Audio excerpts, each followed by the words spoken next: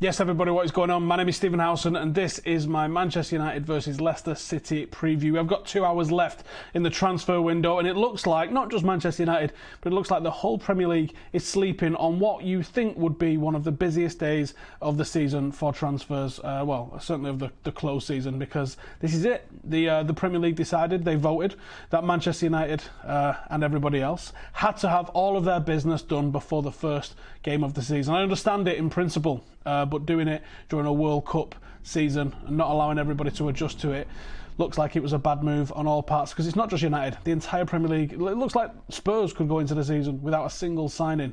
There's clubs in far worse positions, but Manchester United, with the financial clout that we've got, should have been putting up bigger numbers in the transfer window. We've signed a midfielder that probably is going to start, but not certain to start, depending on the formation that we've got. We've signed a backup fullback and a third choice goalkeeper.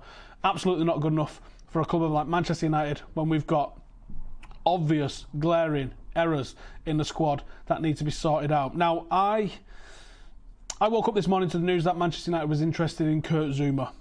That is underwhelming straight off the bat. Manchester United interested in Kurt Zouma. Is Kurt Zouma an upgrade on Fosu Mensah or Tuanzebe? It's debatable. He's got a little bit more Premier League experience, absolutely. But really, if we're looking into the market for a centre-half, I agreed with the targets that had been drawn up this season. Those that had been rumoured. Bonucci, rumoured. Didn't seem like he was leaving Italy, but certainly rumoured. Leader, angry, love it. Godin was linked today and quickly squashed within about an hour. Leader, hanging, dirty, love it. Someone that can be a proper captain for Manchester United at the back and take Manchester United through the games where we maybe struggle in those areas. Alderweireld was the one for me. Alderweireld was the one that I really wanted to see over the line. It was the one that I really wanted to see Manchester United get, and I think he makes a tangible impact on what's going on with Manchester United squad. He's arguably one of the best centre-halves, if not the best centre-half in the division. And it seems like Manchester United could have made it happen. It was a player that wanted the move. It was seemingly a club that was happy to sell, but they had their price in mind, and it didn't make sense to me why United didn't pay the price. This echoes a little bit of last summer when we saw with Perisic. Obviously, we saw in the World Cup how quality Perisic is, and you can cast your mind back and think what an impact that would have made with Lukaku all season. Are we going to be left ruining the mistakes of a misspent transfer window once again? I also think that Manchester United needed to address the left-back situation. I can't believe we're going into another season where we're very likely to see a back four of a failed right winger in Antonio Valencia, a failed winger in Ashley Young, Jones and Smalling. How is it 2018-19 and Manchester United are going into the season with that as a possible starting back four? That is absolutely unacceptable on any front. Jose clearly wanted somebody up front, like a right winger, possibly a target man on the right hand side. It's not been delivered. It's a shambles, and I understand a lot of people asking the questions. Is it the board's ineptitude in completing transfers? Is it the board's lack of desire in giving money to a manager that they might not be 100% certain is going to be the one to take us forward? But I think not backing a man. If you've got doubts over the man, you need to get rid of the man. That's my feeling. If the club think that Jose Mourinho won't last the season, then you need to act now and get somebody in that will last the season and back that guy. You can't just go into the season half-arsing it, because there's other teams around you that aren't half-arsing it and are planning for the future, and Manchester United will get left behind in this absolute cutthroat division if we don't go for it full pelt. £676 million in revenue last season. United are arguing over a couple of million for the likes of Alderweireld. How many million do we lose if we don't get Champions League football? That's what I would say to the Manchester United board.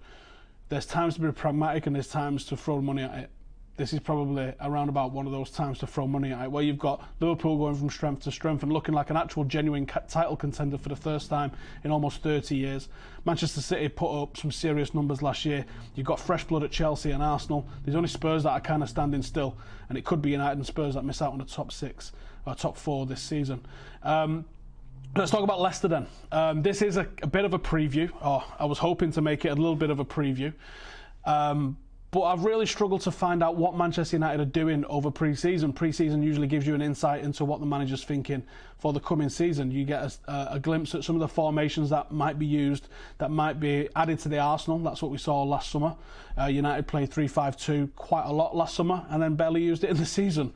And I think that was because we didn't sign one or two of the players that Jose was looking for last summer. This summer we've seen us play a whole array of formations, but we've not really seen any inkling or any clue as to how Manchester United are going to play without Paul Pogba being in any of the games, without Lukaku being in any of the games. We haven't seen any sort of glimpse of what Manchester United are going to offer this season. I think that's added to the negativity that absolutely shrouds the club at the moment. There's no performances in pre-season where you go, I tell you what, if we click like that again in the league. Most of our key players haven't been around. The transfers haven't come, and we haven't looked good in pre-season. Even the opportunity to throw the youth in really didn't give us that opportunity. So I have to look at Leicester, and the same thing with Leicester. They've not really learned a lot from Leicester because Maguire, who was their player of the year last season, wasn't around. You've got Johnny Evans, who's just been signed for Leicester, which I think is an excellent addition to their backline, certainly an upgrade on Wes Morgan. I would fully expect him to go alongside Maguire if Maguire is kept around at Leicester.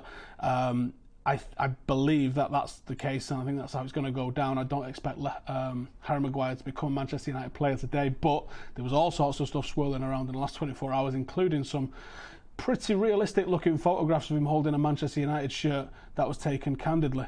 I do expect he's going to start for Leicester tomorrow, and I do think it'll be alongside Johnny Evans, and I have to say, on paper, that probably looks a lot better than Jones and Smalling if that's what Manchester United line up with opposite them. They're also planning on going into the season with another new centre-half, which is what sparked off a lot of speculation that Maguire was leaving, which still could realistically happen. There is a little less than 2 hours left in the window. They've almost completed the signing of Soyuncu, who's expected to travel to Leicester today to complete a deal. They've obviously lost Riyad Mahrez, but they're still a very decent side. Now, when you look at what Puel did towards the end of the season, I think they only won 5 games towards the end of the season. If I have a quick look at who they beat nobodies. They beat Huddersfield, they beat Watford, they beat West Brom, Brighton and Arsenal. But they lost a lot of games in that time. They conceded a lot of goals. They shipped 5 to Spurs. They let West Ham put 2 past them. Crystal Palace put 5 past them. Burnley managed to get 2, and Burnley don't score 2 against anybody. Newcastle beat them. City put 5 past them when they switched to a 3 at the back. Everton put a couple past them. Liverpool put a couple past them. Watford put a couple past them. And Palace put a 3 past them back in December. It doesn't look good for them going into this season. All the positivity that they had early doors when Puel came in, they won 4 games on the bounce, and it looked like that was what saved them from the relegation threat. But ultimately, their season petered out big time, and now they've been asset stripped a little bit with Mahrez going. If Maguire joins them, it could look pretty bleak for Leicester. But because we haven't got anything to go off, because it's the first game, it's not the usual sort of tactical analysis that I like to do going into a game. Hopefully that'll be back next week, and we'll get some sort of inkling as how United are going to line up if we get some of the big names that are coming back into the starting 11. Now, I think that Manchester United are probably going to line up. In fact, I'll get onto that in a second. Now, Jose Mourinho spoke about the unavailabilities today, and not available is Matic, Valencia, Herrera, Dalot, Rojo and Romero because they're not fit and not match fit, allegedly. Is Pogba, Lingard, Young, Lukaku and Fellaini. Now, those guys, most of those guys didn't travel to Munich this weekend, so I think that they might have been doing stuff in training to try and get themselves right for the weekend. I'd be very surprised if all of those aren't involved this weekend. I think some will be on the bench, but I think some are going to start. Now, I've had a guess at the starting 11. I have no idea if this is going to be a starting 11. I expect it probably won't be, but here's my guess at what a starting 11 is probably going to be this weekend. So I'm thinking, obviously, it's going to be Big Dave in net for us. I'm going to go with a back four there of Darmian, Bailly, Lindelof and Luke Shaw. I think Luke Shaw's probably going to be given the opportunity. I'm not sure I agree with that, but if he can get anywhere near the potential that we've seen him have in the past, then that could be a very good player for us. if he's allowed to do that. And then I think it's going to be Pereira and Fred as a midfield 2, and then a bit of an attacking forward lineup there with Sanchez, Lingard, Mata behind our new number 10, Marcus Rashford. But this lineup could also be a 4-4-2 diamond, where you could see Sanchez up front there with Rashford, Mata played just off him, and then a bit of a midfield 3 with Pereira, Fred and Jesse Lingard. I'm not 100% sure on either of those. There could also be a 3 at the back for Manchester United going into this. I don't think you'll see Pogba start. I expect Lukaku, without playing, it's probably going to be on the bench. If those of you who've caught it, the podcast that I did with Tony Strudwick this week, he says that in pre-season you want your players to get around 400 minutes. And if you look at the players that have got minutes for United, there's only a few of them, certainly only a few of them that have got 400 minutes that are going to be starting. Obviously Sanchez, Shaw and Darmian played quite a lot on the tour. I'm going to come to the comments and see what you guys are saying and see if we've got any questions from you lot. Sanchez will be like a new player. Well, I hope so. He's had a good pre-season. Let's hope he can carry that into the start of the season, because we haven't had many that have had that sort of season. Paul Lucas says bring back David Gill. That would be a dream.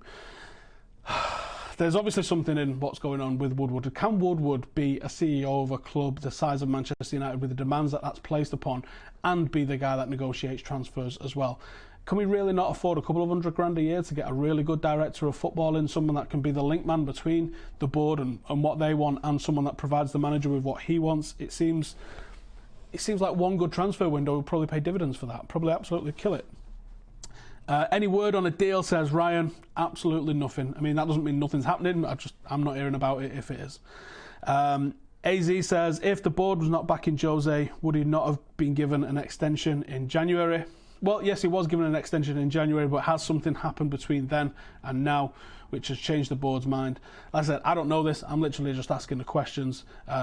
If they're not backing him, then I would have said get rid of him. If they are going to back him and they think he's the man to take us forward for the next 2-3 seasons, then they need to have backed him this transfer window. So is it a lack of desire, or is it a lack of ability to get these deals done? That's what I don't really know. Timbo should start over Darmian, says Joshua. I would agree. However, it doesn't look like Jose Mourinho does, and I do expect it will be Darmian that lines up. We weren't signing anyone. We aren't signing anyone, are we, Howson? Absolute joke, really. I don't think so. I wouldn't be putting money on United signing anybody right now. I do think there's a chance that you can get Alderweireld over the line. There you go. You said Burnley never scored 2. They scored 2 against United. I knew someone was going to pick that up. Thank you. How many hours left? Less than 2. What about Ibrahimovic? Surprised that got excited. What about Ibrahimovic reside that got us excited? Didn't it say it twice? It was probably the app, wasn't it? And if you go and read the comments of that app, it's absolutely hilarious seeing what people are saying in reply to what United have said there. Woodward scouting Novak Djokovic. If this is the case, how do we expect other managers willing to take over the job at United? That's the difference, isn't it? Now, I understand a lot of people saying that they don't want Jose Mourinho at Manchester United, but I also understand from Jose's point of view, he's not here to make pretty football. He's judged on results. Like, can anyone really remember what David Moyes' style of play was? Honestly, David Moyes was sacked because of results. Jose Mourinho is here to do the results first, and he can make it pretty after he's got the results. Jose's done a good job. He's got us our highest finish since Sir Alex Ferguson left. He's got us our most points tally, most wins. But there's other aspects of what's going on with Jose Mourinho that do offer a little bit of concern. I'm not happy with the treatment of some of the players and how he falls out with them and how divisive he is. I'm not happy with how miserable he is in press conferences and how he doesn't have any sort of connection with the fans. I am a bit jealous of some of the other clubs that have got that with their managers.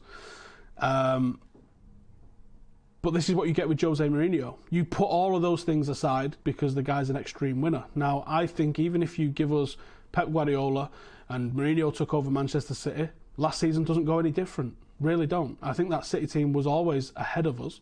And it would have took something extremely special for United to overhaul that sort of 100 points tally that they had.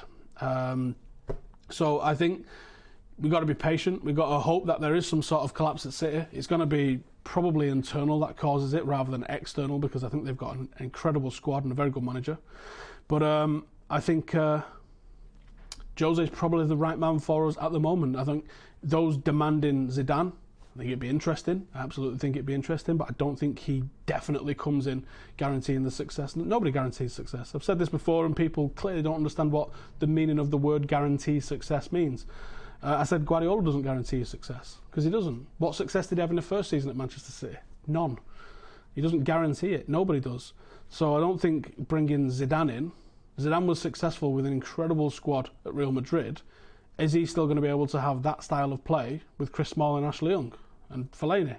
I would say no. Mourinho would make Sterling and Sane look average. I mean, how can you say that? I don't think you can say that. We'll be lucky to get fourth, says Sam. Now, let's have a chat about this. Why would United be lucky to get fourth? United was pretty unlucky at times last season. We had Lukaku go through a little bit of a slump at the same time that Pogba was out, first injured, and then with his little ban that he got for the red card.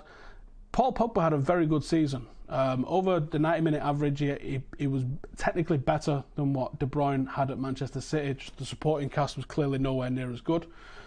And I think if you get Lukaku and Pogba for a season, and you've got a bedded-in Sanchez that you can get a tune out of, this Manchester United side can beat pretty much anyone. We had the second best record against the top six.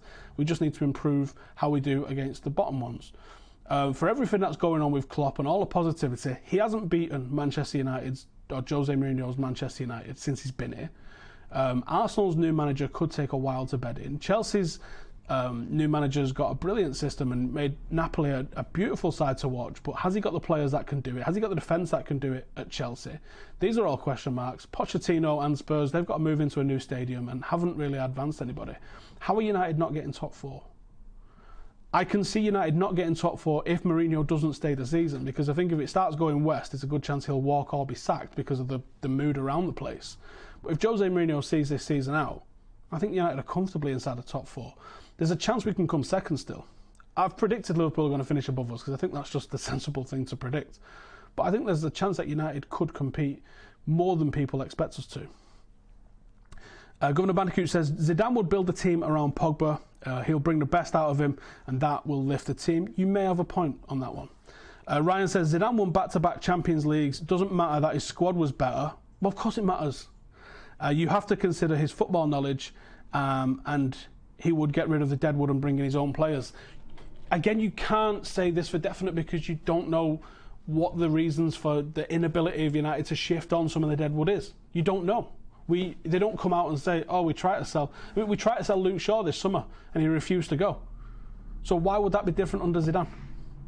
These are the things that you've got to say. Like, yes, he won back-to-back Champions Leagues, but he also had Ronaldo, who was basically worth 50 goals a season for you. How much confidence can you have going into a game knowing that you've got a striker that's probably going to score you a goal? Every game. Every single game. And then a midfield of Modric, Kroos, Casemiro. Come on, man. Isco, Bale, Benzema. This is an incredible squad, not to mention what they've got at the back with Ramos and Marcelo. This is just an incredible football team that United are miles away from. You can't say that he's going to come into Manchester United and have an absolute definite effect. Arguably, Mourinho's better with the squad and the team that we've got. Arguably. We're not going to know one way or another. I am getting a Moyes vibe about this season. You might be right, my friend. Zidane would attract better players than Mourinho. You may have a point on that. But if United aren't willing to pay the money, it doesn't matter who you can attract. What's the Marshall situation, says Jordan. As far as I'm concerned, the Marshall situation is Marshall doesn't want to work under Jose Mourinho, and to be fair, I can't really blame him after what's happened in recent months. I also think that Marshall, at times, hasn't shown the fight that he needed to, at times. It's not pretty, and I would be surprised to see him here come the end of the window. If you are watching and you are enjoying the content, please make sure to like and also make sure to subscribe if you're new around here. I'd very much appreciate that. KDB, Sterling, Otamendi were Pep signings. He requested them. Well, then he needs to be taken to court by Bayern Munich, doesn't he? For not doing his job correctly. Gareth Southgate to Manchester United. Hilarious. Zidane had Marcelo, Ramos, Ronaldo, Bale, Kroos. Easy job that. Yeah, I mean, yeah. Jose would cost a lot of money to sack. Would he cost more money to keep? Supposedly it's 12 million to get rid of him. This is nonsense money to a club the size of Manchester United. What do I think about loaning Marshall? I think there's a good chance that might happen. You've got to remember the window ends for us in a little over an hour and a half. It doesn't end for the rest of Europe until the end of the month as usual, which puts English clubs potentially at a bit of a disadvantage. We're not out of the woods yet with players leaving, etc. Am I happy Pogba is staying? I will be delighted if he stays. I don't think it's certain that he's going to. Why are United trying to smoke screen us with an app? Can everyone stop using the phrase smoke screen? Because I think people have no idea what it means. They're not trying to smoke screen us with an app, but they could have thought about everything better. Or maybe they like the fact that it's going to get 1,000 replies going, announce someone. I don't know. Laurent Blanc to Manchester United. I haven't heard anything along those lines. We need a director of football operations, says Kyle. That I agree with, mate. I think that has been a requirement for a long time. Supposedly it's something Jose's not happy with, but there you go. The manager ain't the problem, it's the politics higher up, says Rifleman 7th. Can European clubs include players in a swap deal? Yes, they can, but we can't register them until January. So you'll see the situation. Is it Arda Turan that Barcelona signed when they was in their transfer ban, and he basically just trained with them until one of the windows. I think it was a January transfer window, and then he was able to play for them. No, that was Atletico. Well, yeah, Diego Costa was also the same. Confident in Mourinho, says Ryan. Abe and Lindelof not good enough to sustain the whole season. That's not really a question. Get the Monaco coach. When are we announcing Schneider? 10 to 5, mate. Shaw has turned into shit since the injury against PSV. Need a left back and a defender if we want to challenge for the title. I think we arguably need a little bit more than that as well. Who do I think will have a breakout season? Yeah, let's go on a positive one. I think this is the chance for Andreas Pereira to really step up in a Manchester United shirt. One of the few positives on tour. I thought he was fantastic, showing what he can do deeper with the ball. Brilliant range of passing, excellent vision. We've seen him play further up a lot for Manchester United. He's played as a 10, he's played on either wing, and he's always done well. He's got that drop of a shoulder and ability to go around someone, but he's also got that passing ability as well. He could be the guy that fills in on the right hand side because he's got an excellent cross. He could also fill in at number 8 while Paul Pogba regains his fitness, and possibly even a number 6, but I think he'd be alongside someone. I don't think Mourinho will go into the league season with him being the defensive option. I would be surprised at that if that's the case. But I'm going to wrap it up there. Thank you guys for tuning in. We have got a new show that will be with you tomorrow night immediately after the game, so make sure to subscribe, turn notifications on. It's going to be called the United Review. We're going to go through all the stats and data of the game. It should be live around about an hour after the game. We've never done it before. We've never tried to get back to this place in particular directly after a match, so bear with us for the first couple of weeks as we try and figure out how it's going to go off. But like I said, thank you guys for joining. Give us your score predictions and team predictions in the comments once the video finishes, and I'll see you tomorrow. Laters.